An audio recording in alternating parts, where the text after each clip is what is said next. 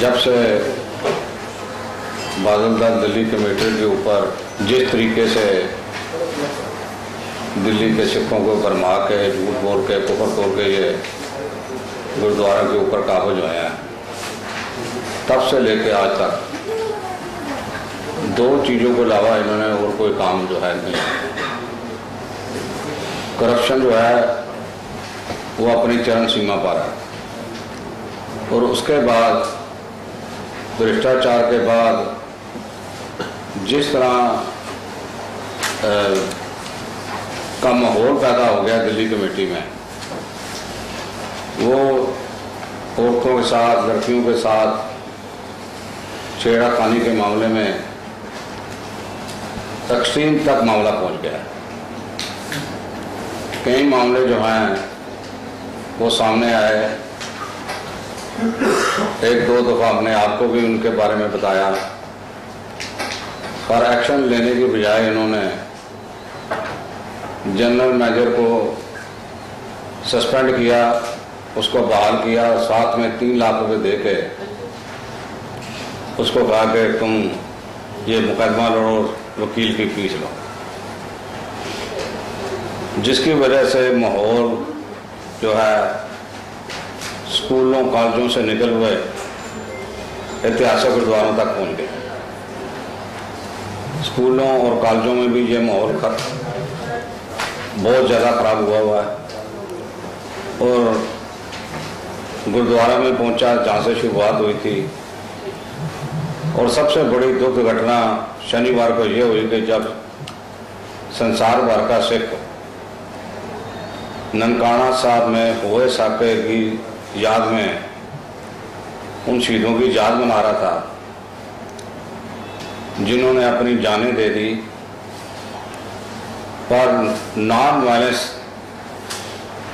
तरीके से उन्होंने गुरुद्वारे आज़ाद कराने की बात कही। शनिवार के दिन ही मैं कैथल में गया था, जो कि ननकाना साहब और शेखुपुरा के जितने भी सिख थे उजड़ के वहाँ के बसे हैं, उन्होंने ननकाना साहब के शहीदों की याद बनाई। कोई भी उस इलाके का जो सिख है उसका कद 6.5-7 फुट से कम का नहीं है, पर उन्होंने ननकाना साहब के गुरुद्वारे के अंदर बिल्कुल नॉन वायलेंट होकर अपनी शहीदियाँ प्राप्त की। उसी दिन जब मैं रास्ते में आ रहा था तो मेरे को ये मालूम कहा कि जहाँ इन्होंने गुरु ग्रंथ साहब रिसर्च सेंटर बनाया है, उस पोर्शन में एक ऑफिस बीरर के कमरे में ऑफिस बीरर का पीए और एक जो नई लड़की इन्होंने भर्ती की थी 1.5-2 साल पहले, वो एक्सट्रीम कॉम्प्रोमाइजिंग पोजीशन में थे। तकरीबन 45-50 मिनट उसको दरवाजे बाहर से खड़काते रहे,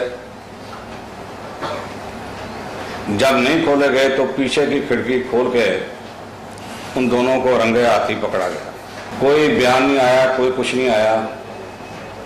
लड़की ने अपना इस्तीफा दे दिया और इस्तीफा ले लिया उससे, और जनरल मैनेजर की तरह उसको भी कहा तू छुट्टी पे चला जा।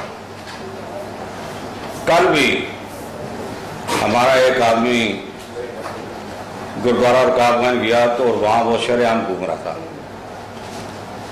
मैं ये कह सकता हूँ कि ये सब बातें इसलिए हो रही हैं कि मुलाजमों को मालूम है कि उनके आजकल के जो ऑफिस बीरर हैं, जिनके हाथ में प्रबंध है, वो सब यही को कम करने वाले हैं। उनकी कमजोरियों की वजह से ही उन्होंने जनरल मैनेजर को 3 लाख रुपए दे के कहा केस लड़। नहीं तो जनरल मैनेजर उनकी सब जो बेईमानियाँ थी, जो भ्रष्टाचार था, वो सामने रहता। मैं आपसे ये उम्मीद करना चाहता हूँ कि वो इस मामले को दबाने की कोशिश कर रहे हैं। शनिवार का मामला एतवार भी गया और सोमवार भी आया। सोमवार को सुखबीर सिंह बादल ने अकाली दल बादल के दफ्तर में मीटिंग की। मैं पूछना चाहता हूं कि क्या किसी मेंबर में ये जरूरत थी कि बादल को बताया जाए कि ये जो आपने पिछले प्रधान सकत्तर ऑफिस ब्यूरो बनाए हैं, इनके कार्यकाल में भ्रष्टाचार को तो छोड़ दो, जो स्त्री जाति का हनन हुआ है जो इतनी गंभीर पोजीशन में पकड़े हुए पाए गए हैं, उनके खिलाफ क्या किसी बादल दल के मेंबर ने उसको शिकायत की है, या अंदर उसने उनको बोल दिया कि मेरे साथ ऐसी बातें करने की जरूरत नहीं है। ये कमेटी पूरी तरह अपने 2 साल के कार्यकाल में जो वादे इन्होंने दिल्ली के सिखों के साथ किए थे उनमें एक भी पूरा नहीं किया है।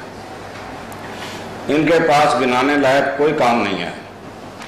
वो सारी बातें जुदा थी, पर इस ऐसे केस होने के नाते में मैं सबसे पहले डिमांड करता हूं कि चाहे उनके 2 दिन बाकी हैं या 3 दिन बाकी हैं, उनको फौरन रिजाइन करना चाहिए। ये उनका पर्सनल मामला है बादल दल का, वो अगला किसको प्रधान चुनते हैं, क्योंकि उनके पास ब्रूड मेजॉरिटी है, और जो मेंबर चुन के आए हैं उनमें किसी में भी अपनी जमीन के आवाज के ऊपर बात करने की जरूरत नहीं है। वैसे तो इन हालात में इन मेंबरों को अपनी जमीन की आवाज देखते हुए अपनी बात कहनी चाहिए, पर वो कहते हैं नहीं कहते हैं ये तो 27 तारीख को पता चलेगा।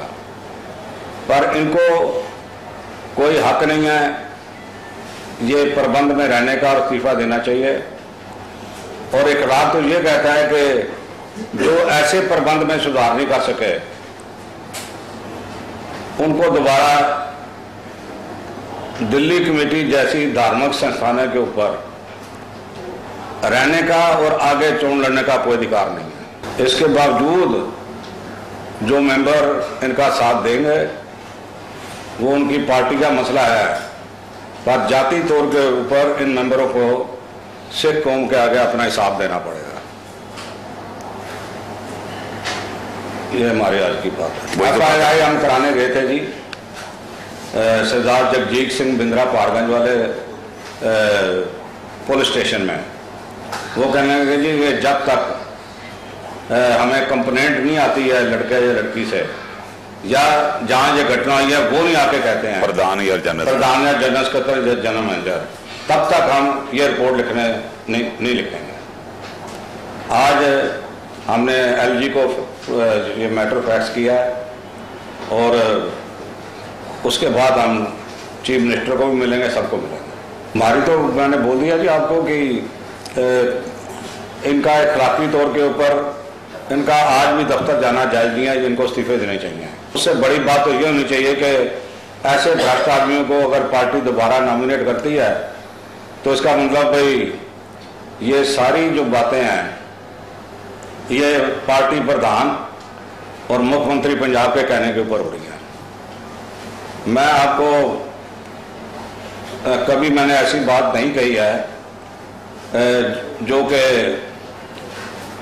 जिसकी कोई बेस ना हो। एक बहुत बड़ा धार्मिक व्यक्ति जो इनके नीचे काम कर रहा है, अभी यहाँ से पौना घंटा पहले उसने मेरे को टेलीफोन के ऊपर बताया है कि ये किसी के ऊपर ये एक्शन ले ही नहीं सकते हैं, क्योंकि ये गंदे काम करने के लिए वहाँ से भी माल आया हुआ है, पंजाब से भी, और जो इनकी सिक्योरिटी है वो खुलेआम कर रहे हैं, कोई रोकने वाला नहीं है। ये मैं बात इस माइक के जरिए आप टेप कर रहे हैं, आप सुन रहे हैं, मैं ये बात है, ये एलिगेशन नहीं है। 45 मिनट पहले एक बहुत बड़े धार्मिक शख्सियत ने ये मेरे को टेलीफोन में आप क्या बात कर रहे हो, और ये मैं बातें बहुत हैं, पर इसमें समूची कौम की और हमारे गुरुद्वारा निज़ाम की जो हैं जो एक गुडविल बनी हुई है वो खराब होती है। नहीं तो इतनी बातें हैं कि मैं आपको बता नहीं सकता हूँ। नहीं, गुडविल देखो ऐसा है भी कम्युनिटी की गुडविल खाली इनकी गुडविल तो का सत्यानाश है, पर हमारे जो ऐतिहासिक स्थान हैं जो गुरु सबान के नाम के ऊपर हैं वहाँ की बातें मैं जनता को बताऊंगा तो मेरा अपना ना दिमाग काम कर रहा है ना मन काम कर रहा है। सर, एक तो लड़की की तरफ से कोई ऐसी शिकायत नहीं है कि उसके साथ कोई किसी तरह की जबरदस्ती हुई है? देखो ऐसा है जी कि बात लड़की की तरफ से, लड़की जो रखाई गई है वो यूनियन मिनिस्टर जो हैं सरदारनी हरसिमरत कौर बादल, उनकी PA की रिश्तेदार है। मेरे को तो किसी ने कहा ननद है, किसी ने भांजी है कहा, पर नॉट कन्फर्म। तो मैं लफ्ज़ रिश्तेदार इस्तेमाल कर रहा हूँ। पौने 2 साल पहले उसको 15,000 रुपये महीने के ऊपर रखा गया था और तकरीबन 1.5 महीने पहले, 2 महीने पहले उसको कन्फर्म किया गया है। बात ये नहीं है कि ऐसे स्थानों के ऊपर अगर दोनों की मर्जी से भी काम हो रहा है तो ये काम जो है उतना ही गुनाह है जितना बिना मर्जी से हो रहा होगा। सबसे बड़ी बात यह है, तकरीबन आप में से 50% जानते हैं, जाते रहे हैं कि दिल्ली कमेटी का असल जो ऑफिस बीरर हैं उनका काम 3 बजे के बाद शुरू होता है। जब तक हम थे तब तो यही था। कोई मीटिंग है तो ठीक है, हम 11, 12, 1 बजे आते थे, अदरवाइज 3 बजे के बाद सारे ऑफिस बीर आते हैं। ये जो घटना हुई है ये शाम 4:30 बजे हुई है। अब कितनी जुर्रत है कि जब दिल्ली भर से वर्कर वगैरह सब आते हैं उस टाइम के ऊपर ये कारा कर रहे हैं।